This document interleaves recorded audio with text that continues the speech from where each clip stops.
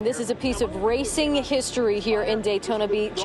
The last part of famed NASCAR mechanic Smokey Yunick's garage was gutted by fire tonight and is being called suspicious.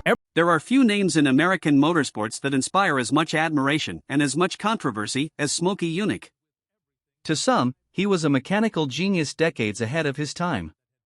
To others, he was the greatest rule-bender NASCAR had ever seen. His ideas were so unconventional that many racing officials spent years trying to stop him, while engineers quietly studied his inventions long after he walked away from the sport. Over time, stories about Smokey's famous Daytona Beach workshop grew into legends. People claimed the garage contained secret engines, Hidden blueprints, forgotten race cars, even inventions so revolutionary that the racing world wanted them buried forever. For years, those stories only became bigger. Then, on May 9, 2001, Smokey Yunick passed away after battling leukemia. Not long afterward, something happened that racing fans had been wondering about for decades. The doors to the legendary best damn garage in town finally opened. People expected to discover a hidden laboratory filled with mysterious technology. Instead, what they found was something far more fascinating. Because sitting among ordinary tools, dusty shelves, and decades of accumulated racing equipment were inventions that showed just how far ahead of his time Smokey really was. Most people imagine the opening of Smokey's garage as some dramatic moment. Secret government officials, hidden vaults, confiscated technology. But according to the source material, none of that happened. Only weeks after Smokey's funeral, his famous workshop in Daytona Beach became the site of a multi-day public garage sale. Anyone could attend. Collectors arrived. Mechanics arrived. NASCAR fans traveled from across America. Some drove from states hundreds, even thousands of miles away, hoping to take home a genuine piece of racing history. After all, this wasn't just another mechanic's workshop. This was the place where countless championship-winning race cars had been built. The place where some of NASCAR's cleverest engineering ideas were born. And the place Smokey proudly called the best damn garage in town. By the time the public entered, the garage had already become something of a time capsule. Smokey originally opened the shop in 1947, building a reputation that would eventually make him one of the most respected and controversial mechanics in motorsports. Then, in 1987, he closed the business, reportedly saying there simply weren't any good mechanics left. For years, much of the workshop remained almost untouched. Dust gathered. Tools stayed where they had been left. Projects sat unfinished. It was almost as if time itself had stopped inside the building. When Smokey's family finally began sorting through everything, visitors quickly realized something unexpected. This wasn't the secret underground laboratory many people had imagined. It looked exactly like what it had always been. A hard-working mechanic's workshop. Messy. Crowded. Organized only in the way its owner understood. And that's when the discoveries began. Scattered across the shop were thousands of ordinary items. Boxes overflowing with racing parts. Stacks of old hubcaps. Exhaust pipes. Hand tools. Shelves packed with decades of accumulated equipment. Some items sold for only a few dollars. A well-used Fender hammer reportedly carried a price tag of just $5. Nearby sat boxes of race parts selling for around $20. There was even Smokey's manual typewriter and an old GMC dealership sign from the 1950s. At first glance, it looked like an ordinary garage clean-out. But mixed among those everyday objects were items that immediately caught everyone's attention. Experimental engines. Hand-built mechanical components. One engine, in particular, carried an astonishing claim. According to the family, it was capable of delivering 80 miles per gallon, and it was offered for sale at $20,000. Whether visitors believed the performance claims or not, one thing became clear. Smokey had spent decades experimenting with ideas far beyond ordinary race car tuning. Smokey's wife, Marge Yunick, perfectly described the atmosphere inside the garage. She joked that the place looked like a junkyard, but a first-class junkyard. It was an amusing description. But it also captured the truth. Almost every shelf contained something unusual. Not because everything was valuable, but because every object had once served a purpose inside the mind of one of racing's greatest innovators. More importantly, Marge explained that this public sale reflected exactly what Smokey himself would have wanted. He didn't want his tools locked behind museum glass. He wanted them used. He wanted mechanics to rebuild engines with them, collectors to preserve them, fans to appreciate them. To Smokey, tools weren't meant to become decorations. They were meant to solve problems. His daughter later revealed something even more meaningful. While many visitors wanted physical souvenirs, she believed the most valuable thing her father left behind wasn't an engine, or a wrench, or a race car. It was his stories. Those stories explained why Smokey had earned such an unusual reputation throughout his career. Some people affectionately called him NASCAR's wildest cheater. Oddly enough, among racing fans, that wasn't necessarily considered an insult. Instead, it reflected Smokey's remarkable ability to find loopholes inside the rulebook. He rarely ignored the rules. He simply read them differently than everyone else. Again and again, NASCAR officials found themselves rewriting regulations after Smokey discovered clever legal advantages nobody else had noticed. That reputation helped create decades of myths surrounding the garage. People imagined hidden government investigations, secret confiscations, technology too dangerous to reveal. But according to the source material, reality proved much simpler and arguably even more impressive. There were no midnight raids, no mysterious disappearances, no hidden vaults.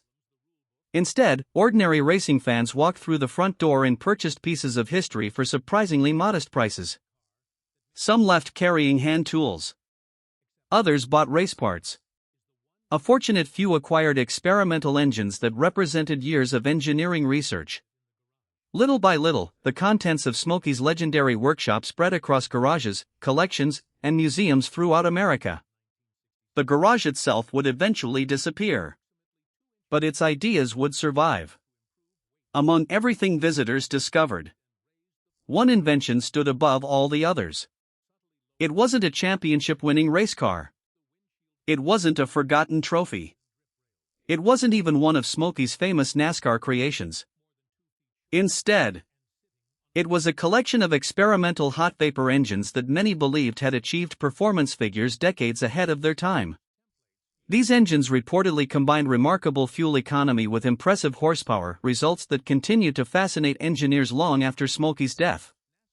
Some enthusiasts would later preserve surviving examples. Others would eventually donate them to museums, ensuring that future generations could see exactly what Smokey had been working on behind those garage doors. But how could an engine designed decades ago claim numbers that still sound impressive today? And why didn't one of the biggest breakthroughs in automotive engineering ever become mainstream? That's where Smokey Yunick's story becomes even more remarkable. When people think about Smokey Yunick today, they usually remember the stories. The legendary NASCAR loopholes, the outrageous engineering tricks, the constant battles with racing officials. But sitting quietly among the items recovered from his famous garage were machines that suggested Smokey wasn't simply trying to win races. He was trying to change the future of the automobile itself. And nowhere was that vision clearer than in one invention that still fascinates engineers today: the hot vapor engine. It looked ordinary from the outside, but inside, it challenged decades of conventional automotive thinking. By the early 1980s, most automakers were relying on increasingly complex electronic systems to improve fuel economy and reduce emissions. Smokey took a completely different approach. Instead of adding more electronics, he focused on getting more energy out of every drop of fuel. Working with a modified 2.5-liter Pontiac Fiero engine, he developed what became known as the hot vapor engine. According to the uploaded source, the results were astonishing. The engine reportedly produced around 250 horsepower, generated roughly 250 pound-feet of torque, accelerated far quicker than the original engine, and achieved approximately 51 miles per gallon while meeting emissions standards of the time. Even more remarkable, the design accomplished this without relying on modern engine computers. So how did it work? The principle was surprisingly different from most engines.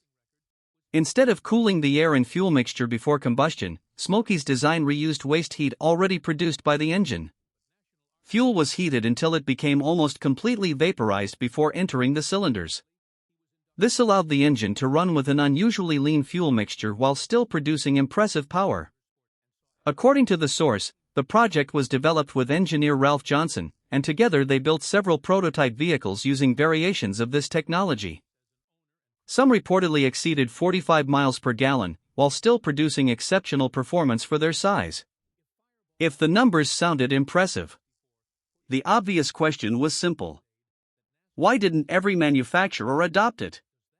According to the uploaded transcript, the technology faced several obstacles. Concerns about durability, high manufacturing costs, legal expenses, and what was described as the industry's not invented here syndrome, a reluctance to embrace ideas developed outside established corporate programs. Whether or not every obstacle proved insurmountable, the result was the same. The engines never reached large-scale production. But they didn't disappear. Several prototypes survived. Members of Smokey's family retained examples, while others eventually found their way into private collections and museums, allowing future enthusiasts to study the technology firsthand. The engines weren't the only discoveries pointing to Smokey's remarkable imagination. The paperwork he left behind proved just as revealing. According to the transcript, United States Patent Office records show that Smokey secured at least 9 patents between 1978 and 1996. These covered fuel conditioning systems, engine operating methods, oil systems, engine testing equipment, and even racetrack safety concepts. Together, they painted a picture of someone who wasn't simply modifying race cars.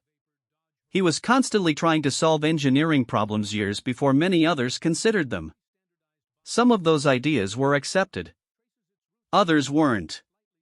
One example involved pneumatic air jacks that could lift race cars almost instantly during pit stops. Another explored aerodynamic wings long before they became common in professional racing. Perhaps the most forward-thinking concept focused on racetrack safety. According to the source, Smokey proposed an early crash barrier using old tires and plywood to absorb impacts. Although NASCAR did not adopt the concept at the time, later generations of safety barriers would pursue similar goals of reducing crash forces.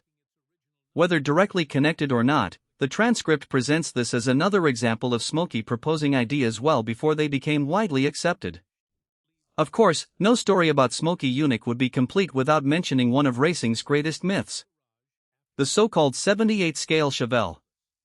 For decades, fans repeated the story that Smokey built a race car significantly smaller than everyone else's. It became one of NASCAR's most famous legends. But according to the uploaded source, the measurements simply don't support that version of events. Instead, Smokey's advantage came through dozens of subtle aerodynamic refinements. The body was shifted slightly on the chassis. Airflow underneath the car was improved. The roofline, windows, windshield and body panels were all carefully refined within the limits of the regulations of the day. Individually, each change seemed minor. Together, they produced a car capable of extraordinary speed. The transcript explains that these innovations eventually forced NASCAR to introduce standard inspection templates, permanently changing the way race cars were checked before competition. But perhaps the most personal discovery wasn't mechanical at all. As Smokey's life drew to a close, he completed an enormous autobiography.